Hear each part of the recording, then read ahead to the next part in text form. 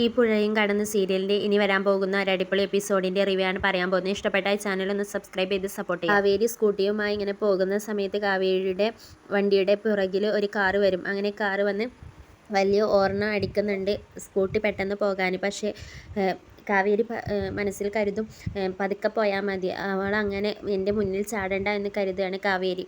ഇങ്ങനെ ഓർണ അടിച്ച അവൾ പെട്ടെന്ന് വണ്ടി നിർത്തുകയാണ്. അങ്ങനെ വണ്ടി നിർത്തിയതിന് ശേഷം വണ്ടിയിൽ നിന്നും ഇറങ്ങുന്നുണ്ട് ആ പെൺകുട്ടി ആയിരിക്കും രാഗിണി. അപ്പോൾ കാവേരിക്ക് ആ പെൺകുട്ടിയെ രാഗിണിയെ കാണുമ്പോൾ മനസ്സിലാകും. അപ്പോൾ കാവേരി ഇങ്ങനെ മനസ്സിൽ വിചാരിക്കും ഇത് രാഗിണിയല്ലേന്ന്. പക്ഷേ രാഗിണിക്ക് കാവേരിയെ മനസ്സിലാകില്ല. അങ്ങനെ ദേഷ്യത്തോടു കൂടി കാവേരിയുടെ നേരെ വരികയാണ് രാഗിണി.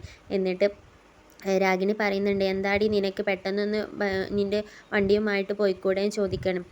ആ സമയത്ത് കാവേരി പറയും, എന്തേ പോയില്ലെങ്കിൽ നീ എന്താടി ചെയ്യുക ചോദിക്കണം. ആ സമയത്ത് ദേഷ്യത്തോടു കൂടി രാഗിണി പറയുന്നുണ്ട്, നീ എന്താ പതുക്കെ പോകുന്നേ, എനിക്ക് പെട്ടെന്ന് പോകണം. അപ്പോൾ കാവേരി പറയും, നിനക്ക് പോകണം എന്നുണ്ടെങ്കിൽ നിനക്ക് പോയിക്കൂടെ ചോദിക്കണം. അപ്പം രാഗിണി ചോദിക്കും, നീ ആരാടി എന്ന് ചോദിക്കുകയാണ്.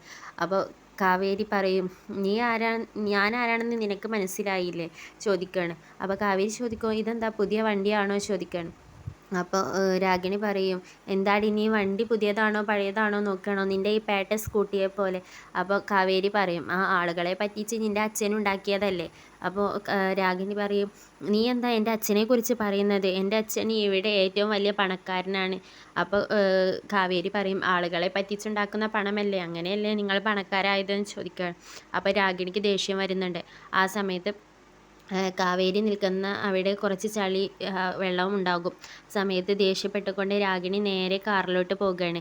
അങ്ങനെ കാറിൽ കയറിയ ശേഷം രാഗിണിയുടെ കാറ് പുറകിലോട്ട് എടുത്ത് പിന്നീട് മുന്നോട്ട് എടുക്കുകയാണ്. എന്നിട്ട് ആ ചളി വെള്ളം കാവേരിയുടെ ദേഹത്തോട്ടേക്ക് തെറിപ്പിച്ച് രാഗിണി അവിടെ നിന്നും പെട്ടെന്ന് പോകുകയാണ്. അപ്പോൾ കാവേരിക്ക് ദേഷ്യം വരും. കാവേരി രാഗിണിയോട് നിർത്തടി, അവിടെയുള്ള കല്ലൊക്കെ എടുത്ത് എറിയും. പക്ഷേ രാഗിണിയെ കാവേരിക്ക് കിട്ടില്ല.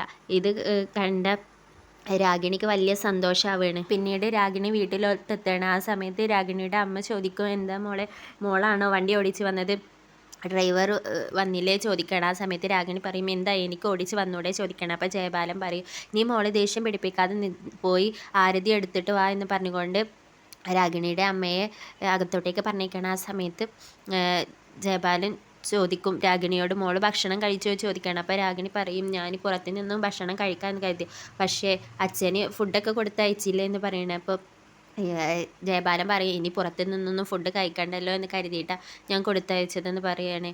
അങ്ങനെ രാഗിണി പറയും, അതൊന്നും കുഴപ്പമില്ല അച്ഛാ എന്ന് പറയും. അങ്ങനെ ആരതിയുമായി വന്ന് രാഗിണിയെ അകത്തോട്ടേക്ക് സ്വീകരിക്കും. അങ്ങനെ അകത്ത് ചെന്നതിന് ശേഷം രാഗിണി ജയബാലനോട് പറയും, വരുന്ന വഴിക്ക് ആ കാവേരിയെ ഞാൻ കണ്ടു, അവളുടെ സ്കൂട്ടി എന്നെ വണ്ടിയുടെ മുന്നിലിട്ട് അവളുടെ ഒരു അഭ്യാസം, അവളും ഞാനും ഒന്ന് അങ്ങോട്ടും ഇങ്ങോട്ടും സംസാരം ഉണ്ടായി എന്ന് പറയുകയാണ്.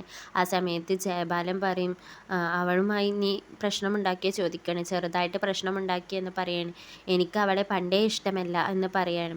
അപ്പോൾ ജയബാലൻ പറയും, അതിനി സാരമില്ല മോളെ, ഇനി എന്താ വെച്ചാൽ അച്ഛൻ ചെയ്തോളാം എന്ന് പറയണം.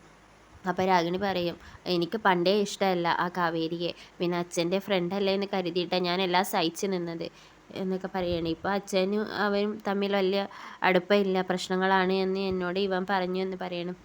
അങ്ങനെ അവർ പറഞ്ഞ ശേഷം ജയബാലൻ പറയും, അവൾക്ക് വേണ്ടത് ഞാൻ കൊടുത്തോണ്ട്, മോൾക്ക് അപ്പം തന്നെ മോളുടെ വണ്ടി വെച്ച് അവളെ ഇടിച്ചാൽ പോരായിരുന്നു എന്ന് പറയണം. ആ സമയത്ത് രാഗിണിയുടെ അമ്മ പറയും, അതാണോ മക്കൾക്ക് പറഞ്ഞു കൊടുക്കുന്നതെന്ന് പറയണം. മോള് പോയി പെട്ടെന്ന് ഫ്രഷ് ആയിട്ട് വാ, ഞാൻ ഫുഡ് എടുത്ത് വെക്കാം എന്ന് പറഞ്ഞ് രാഗിണിയെ മുറിയിലോട്ട് അയക്കും. പിന്നീട് കാവേരി ദേഷ്യത്തോടു കൂടി വീട്ടിലോട്ട് വരികയായിരിക്കും. അപ്പോൾ ആ സമയത്ത് ഗംഗയും ശാരദയും ഹോളിലിരുന്ന് ഇങ്ങനെ ചായ കുടിക്കുകയായിരിക്കും. അങ്ങനെ ദേഷ്യത്തോടു കൂടി കാവേരി ചെന്ന് ശാരദയുടെ കയ്യിലുള്ള ചായ എടുത്ത് കുടിക്കും. അപ്പോൾ ശാരദ പറയും, മോളെ അത് ചൂടാണ് കാവേരി എന്ന് പറയണേ, ഞാൻ ഓൾറെഡി ഇവിടെ ചൂടായിരിക്കുകയാണ്, പിന്നെയാണോ എനിക്ക് ചൂടുള്ള ചായ എന്ന് പറഞ്ഞുകൊണ്ട് കാവേരി അത് കുടിക്കുകയാണ്. ആ സമയത്ത് ഗംഗ ചോദിക്കും, എന്താടി പ്രശ്നമെന്ന്. അപ്പോൾ കാവേരി പറയും, ആ വഴിയിൽ വെച്ച് ഞാൻ ആ രാഗിണിയെ കണ്ടു എന്ന് പറയണം. ആ സമയത്ത് ഏത് രാഗിണിയെ ചോദിക്കും, ആ ജയബാലൻ്റെ മകളില്ലേ രാഗിണി, ജയബാലനെ പോലെ തന്നെയാണ് അവളും എന്ന് പറയണേ. ആ സമയത്ത് ദേഷ്യത്തോടു കൂടിയായിരിക്കും കാവേരി ഇതെല്ലാം പറയുക. അപ്പോൾ ശാരദ പറയും, നീ ഒന്ന് മിണ്ടാതെ നിൽക്ക്, നീ ആയിട്ട് അങ്ങോട്ടേക്ക് പ്രശ്നം ഉണ്ടാക്കാൻ പോയിട്ടുണ്ടാകും, അതുകൊണ്ടായിരിക്കും അവൾ ഇങ്ങോട്ടേക്ക് വന്നതെന്ന് പറയുകയാണ്. ആ സമയത്ത് കാവേരി പറയും, നിങ്ങൾ എന്ത് ഞാൻ നല്ലത് ചെയ്താലും അതിനെക്കുറിച്ച് നിങ്ങൾ പറയില്ലല്ലോ, നിങ്ങൾ എന്നെ തന്നെയാണോ പ്രസവിച്ചതെന്ന് ചോദിക്കുകയാണ്. അപ്പോൾ ശാരദ പറയും, മിണ്ടാതെ നിൽക്ക്, ഇനി വേറെ വല്ല വേലികളും കൊണ്ട് വരുന്നുണ്ടോ എന്ന് പറയാണ്.